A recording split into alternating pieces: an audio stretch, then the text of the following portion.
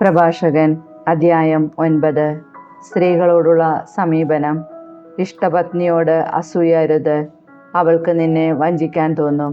സ്ത്രീക്ക് വഴങ്ങരുത്, അവൾ നിന്റെ മേൽ ആധിപത്യമുറപ്പിക്കും. സ്വൈരിണിയെ സന്ദർശിക്കരുത്, നീ അവളുടെ വലയിൽ കുടുങ്ങും. അഴിഞ്ഞാട്ടക്കാരിയോട് അടുക്കരുത്, നീ അവളുടെ കുടുക്കിൽപ്പെടും. കന്യകയുടെ മേൽ കണ്ണുവയ്ക്കരുത്, നീ കാലിടറി വീഴും. പരിഹാരം ചെയ്യേണ്ടിയും വരും. കുലടയ്ക്ക് അടിമയാകരുത്, നിനക്കുള്ളതെല്ലാം നഷ്ടപ്പെടും. നഗരവീഥികളിൽ അങ്ങുമിങ്ങും നോക്കി നടക്കരുത്, ആളൊഴിഞ്ഞ കോണുകളിൽ അലയരുത്. രൂപവതിയിൽ കണ്ണു പതിയരുത്, മറ്റൊരുവന് സ്വന്തമായ സൗന്ദര്യത്തെ അഭിലഷിക്കരുത്.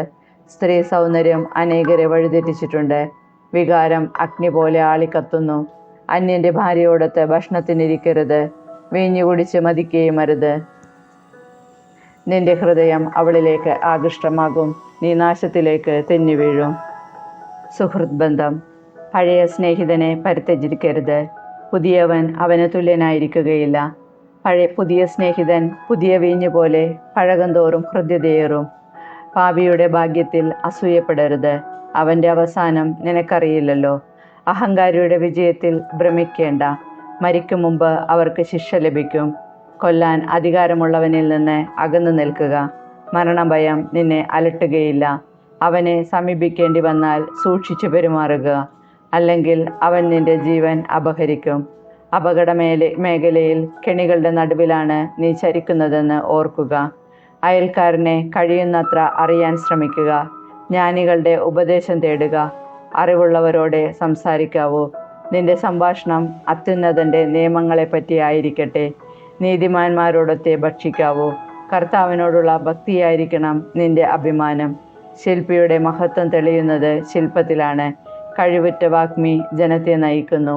ഏഷ്ണിക്കാരനെ നഗരത്തിനെല്ലാം ഭയമാണ്, വിടുവായനെ വെറുക്കാത്തവരില്ല. പ്രഭാഷകൻ അധ്യായം 10. ഭരണാധിപൻ. ജ്ഞാനിയായ ന്യായാധിപൻ ജനത്തിന് ശിക്ഷണം നൽകുന്നു. അറിവുള്ളവൻ ചിട്ടയോടെ ഭരിക്കുന്നു. ഭരണാധിപനെ പോലെ പരിജനം, രാജാവിനെ പോലെ പ്രജകളും. വിവരമില്ലാത്ത രാജാവ് ജനത്തിന് വിനാശം. രാജ്യത്തിൻ്റെ ഐശ്വര്യത്തിന് നിദാനം രാജാവിൻ്റെ ജ്ഞാനമാണ്. കർത്താവിൻ്റെ കരങ്ങളാണ് ഭൂമിയെ നിയന്ത്രിക്കുന്നത്. അവിടുന്ന് തക്ക സമയത്ത് യോഗ്യനായ ഭരണാധിപനെ നിയമിക്കുന്നു. മനുഷ്യൻ്റെ വിജയം കർത്താവിൻ്റെ കരങ്ങളിലാണ്. നിയമജ്ഞൻ്റെ മേൽ അവിടുന്ന് ബഹുമതി ചൊരിയുന്നു. അഹങ്കാരം. എന്ത് കുറ്റത്തിനായാലും അയൽക്കാരന് തിന്മ ചെയ്യരുത്. വികാരാവേശം കൊണ്ട് ഒന്നും പ്രവർത്തിക്കരുത്. അഹങ്കാരം കർത്താവിനെയും മനുഷ്യരെയും വെറുപ്പിക്കുന്നു. അനീതി ഇരുവർക്കും നിന്ദ്യമാണ്. അനീതി, അഹങ്കാരം, അത്യാഗ്രഹം ഇവ മൂലം സാമ്രാജ്യം കൈമാറിപ്പോകുന്നു. പൊടിയും ചാരവുമായ മനുഷ്യന് അഹങ്കരിക്കാൻ എന്തുണ്ട്? ജീവിച്ചിരിക്കെ തന്നെ അവൻ്റെ ശരീരം ജീർണിക്കുന്നു. നിസാര രോഗമെന്ന് ഭിക്ഷുകരൻ പുച്ഛിച്ചു തള്ളുന്നു. എന്നാൽ ഇന്ന് രാജാവ്, നാളെ ജഡം. മരിച്ചു കഴിഞ്ഞാൽ പുഴുവിനും കൃമിക്കും വന്യമൃഗങ്ങൾക്കും അവകാശം. അഹങ്കാരം തുടങ്ങുമ്പോൾ കർത്താവിൽ നിന്ന് അകലുന്നു. ഹൃദയം അവൻ്റെ സൃഷ്ടാവിനെ പരിത്യജിച്ചിരിക്കുന്നു. അഹങ്കാരത്തോടൊപ്പം പാപവും മുളയെടുക്കുന്നു. അതിനോട് ഒട്ടിനിൽക്കുന്നവൻ മ്ലേച്ഛത വമിക്കും. അതിനാൽ കർത്താവ് അപൂർവമായ പീഡകളയച്ച് അവനെ നിശേഷം നശിപ്പിക്കുന്നു. കർത്താവ് പ്രബലന്മാരെ സിംഹാസനത്തിൽ നിന്ന് താഴെ ഇറക്കി വിനീതരെ ഉയർത്തുന്നു. അവിടുന്ന് അഹംഭാവികളെ പിഴുതെറിഞ്ഞ് വിനീതരെ നട്ടുപിടിപ്പിക്കുന്നു. കർത്താവ് ജനതകളുടെ രാജ്യങ്ങൾ സമൂലം നശിപ്പിക്കുന്നു. അവിടുന്ന് അഹങ്കാരികളുടെ അടയാളം പോലും തുടച്ചു മാറ്റുന്നു. അവരുടെ സ്മരണ ഭൂമിയിൽ നിന്ന് മായ്ച്ചു കളയുന്നു. മനുഷ്യൻ്റെ അഹങ്കാരവും ക്രോധവും സൃഷ്ടാവിൽ നിന്നല്ല. ബഹുമാന്യൻ. ഏതു വർഗമാണ് ബഹുമാനത്തിനർഹം? മനുഷ്യവർഗം. ഏതു മനുഷ്യൻ? കർത്താവിനോട് ഭക്തിയുള്ളവൻ. ഏതു വർഗമാണ് ബഹുമാനം അർഹിക്കാത്തത്? മനുഷ്യവർഗം തന്നെ. ഏതു മനുഷ്യൻ? കർത്തകൽപ്പന ലംഘിക്കുന്നവൻ. സഹോദരർ തങ്ങളുടെ തലവനെ ബഹുമാനിക്കുന്നു, കർത്താവാകട്ടെ തൻ്റെ ഭക്തനെയും. ധനവാനും ഉത്കൃഷ്ടനും ദരിദ്രനും ഒന്നുപോലെ ദൈവഭക്തിയിൽ മഹത്വമാർജിക്കട്ടെ. ബുദ്ധിമാനായ ദരിദ്രനെ നിന്ദിക്കുന്നതും പാപിയെ ബഹുമാനിക്കുന്നതും ശരിയല്ല. പ്രഭുവും ന്യായാധിപനും ഭരണാധികാരിയും ബഹുമാനിക്കപ്പെടുന്നു, എന്നാൽ അവരിലാരും ദൈവഭക്തനോളം ശ്രേഷ്ഠനല്ല. അടിമ ജ്ഞാനിയെങ്കിൽ അവനെ സ്വതന്ത്രനും സേവിക്കും. ബുദ്ധിമാന് അതിൽ പരാതിയില്ല. വിനയം. കർത്തവ്യം അനുഷ്ഠിക്കുമ്പോൾ അതീവ സാമർഥ്യം കാണിക്കരുത്. പട്ടിണി കിടക്കുമ്പോൾ അന്തസ്സ് നടിക്കരുത്.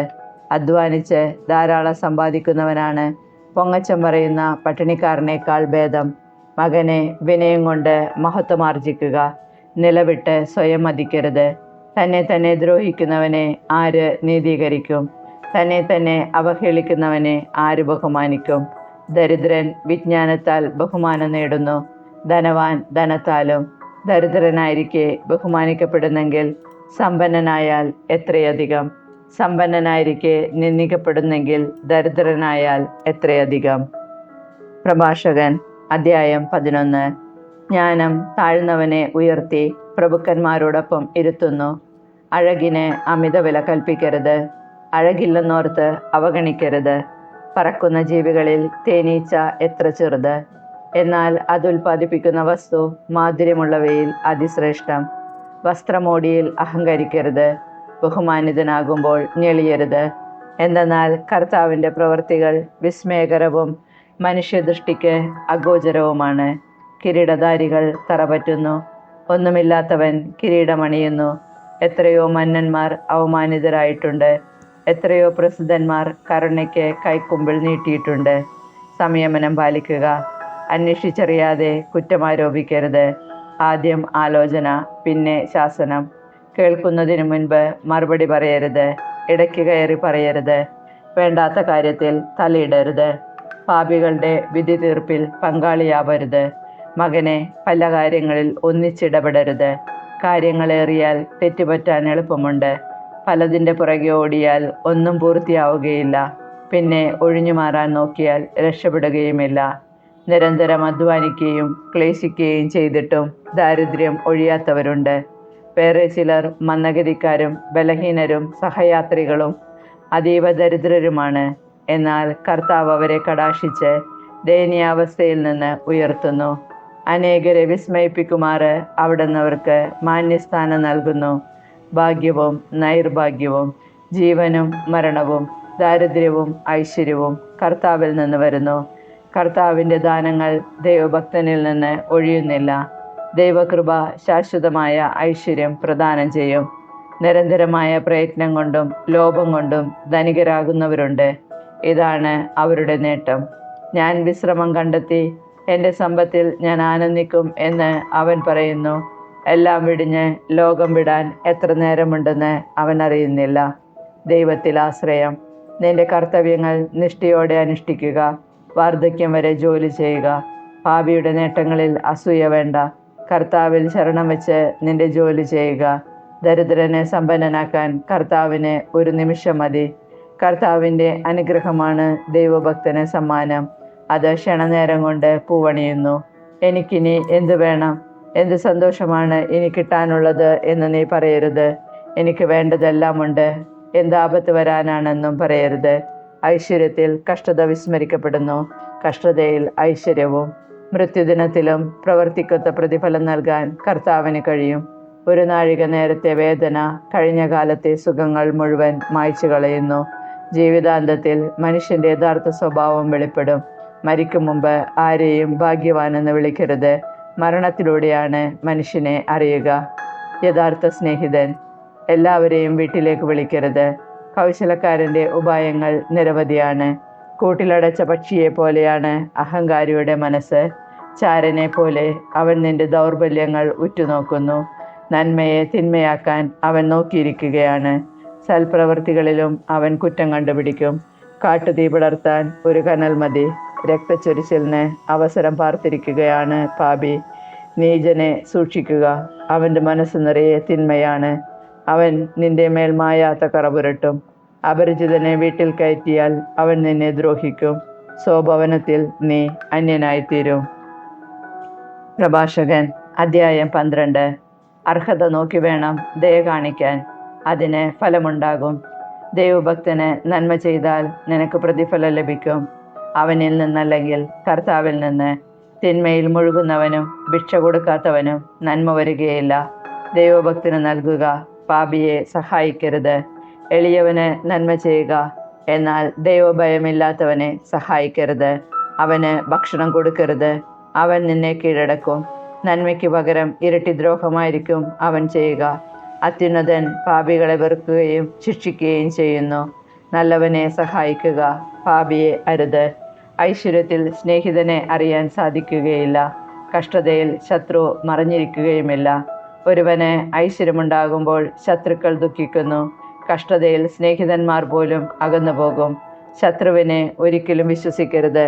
ചെമ്പിലെ ക്ലാവെന്ന പോലെ അവൻ്റെ ദുഷ്ടത നിന്നെ നശിപ്പിക്കും. അവൻ അതിവിനയത്തോടെ കെഞ്ചിയാലും കരുതലോടെ ഇരിക്കുക. ഓട്ടുകണ്ണാടി തുടച്ചു മിനുക്കുന്നവനെ പോലെ ജാഗരൂകത കാണിക്കുക. എത്ര തുടച്ചാലും ക്ലാവ് വീണ്ടും വരും. അവനെ അടുത്തിരുത്തരുത്. അവൻ നിന്റെ സ്ഥാനം കരസ്ഥമാക്കും. നിന്റെ വലതുവശത്തിരിക്കാൻ അവനെ അനുവദിക്കരുത്. അവൻ നിന്റെ ബഹുമാന്യ സ്ഥാനം അപഹരിക്കും. അപ്പോൾ എൻ്റെ വാക്കുകളുടെ പൊരുൾ നീ ദുഃഖത്തോടെ മനസ്സിലാക്കും. പാമ്പാട്ടിയെ പാമ്പ് കടിച്ചാൽ ആർക്ക് സഹതാപം തോന്നും? ഹിംസ്ര ജന്തുക്കളെ സൂക്ഷിക്കുന്നവന് അപകടം വന്നാൽ ആർക്ക് അനുകമ്പ തോന്നും? പാപിയുമായി സഹവസിക്കുകയും പാപങ്ങളിൽ മുഴുകുകയും ചെയ്യുന്നവനോട് ആർക്കും സഹതാപം തോന്നുകയില്ല. അവൻ നിന്നോടൊത്ത് കഴിഞ്ഞാലും നീ വീഴാൻ തുടങ്ങിയാൽ മാറിക്കളയും. ശത്രു മധുരമായി സംസാരിച്ചാലും കുഴിയിൽ ചാടിക്കാനായിരിക്കും അവൻ്റെ ആലോചന. അവൻ കണ്ണീരൊഴുക്കിയാലും അവസരം വരുമ്പോൾ ശമിക്കാത്ത രക്തദാഹമുണരും. നിനക്ക് ആപത്ത് വരുമ്പോൾ അവൻ നിന്നെ സമീപിക്കും. സഹായം നടിച്ചുകൊണ്ട് കുതികാലിൽ ചവിട്ടി അവൻ നിന്നെ വീഴ്ത്തും. അപ്പോൾ അവൻ തലകുലുക്കി കൈയടിച്ച് അടക്കം പറഞ്ഞ് തൻ്റെ യഥാർത്ഥ ഭാവം വെളിപ്പെടുത്തും.